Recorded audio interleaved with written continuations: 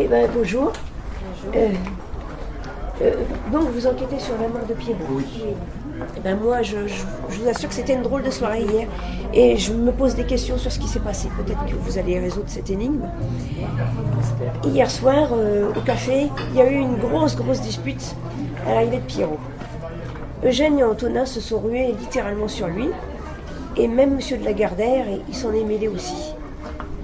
Ça, c'était suite au vol. Et ils étaient déjà bien avinés, hein. Et Pierrot, il a été pas mal bousculé. Méchant, il a été bien... Oui, bousculé, oui.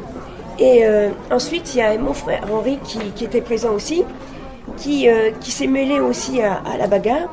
En fait, il venait d'apprendre que sa fille, Pierrette, donc ma nièce, avait été séduite puis rejeté ce voyou de Pierrot. Donc il s'est joint à la mêlée, mais Germaine a réussi à séparer tout le monde. Et moi, pendant ce temps-là, j'étais auprès de Pierrette.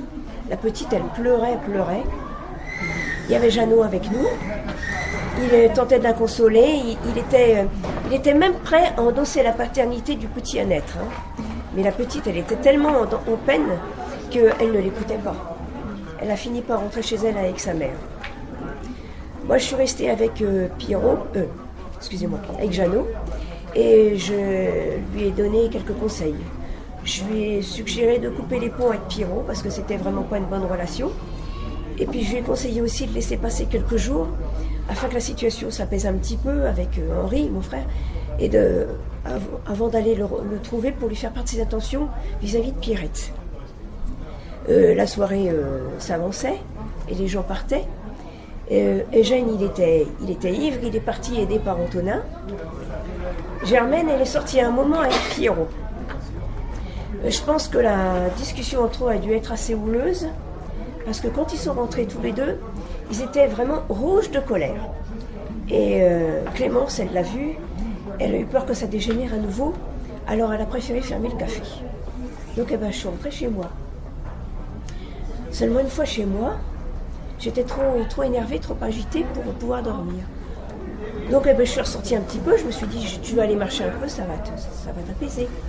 Donc je sors, je fais quelques pas, et là, j'entends des éclats de voix. Je tends l'oreille, et il m'a semblé reconnaître la voix de Jeannot. Je me suis dit que c'était lui qui réglait ses comptes avec Pierrot.